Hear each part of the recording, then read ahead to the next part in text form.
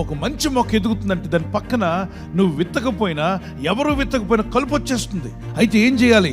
కొడవలు తీసుకొచ్చి జాగ్రత్తగా మంచి మొక్క పాడవకుండా, నువ్వు నాటిన మొక్కకు ఇబ్బంది కలగకుండా కలుపు మాత్రమే నెమ్మదిగా పీకి ఏరులతో సహా పీకాలి. దాన్ని కొడవలతో తీయడం అంటే దేవుని వాక్యంతో తీయాలి. దేవుని వాక్యంతో మన గుండెల్లో మొలిసిన కలుపు, మన మనసులో మొలిసిన కలుపు తీసేయాలి. ఏంటా కలుపు? క్షమించలేకపోతున్నావు ఇతరులని, అదొక కలుపు. ఒకరంటే ఇష్టం ఉండదు నీకు. కొన్ని రహస్య పాపాలు కలిగి ఉన్నావు. ద్వేషం, అసూయ, క్రోధం, మత్సరం, ఇవన్నీ కలుపు లాంటివి. చెట్టు ఫలాలు ఆశిస్తున్నావా? దాని చుట్టూ ఉన్న కలుపును పీకడానికి ప్రయత్నించాయి.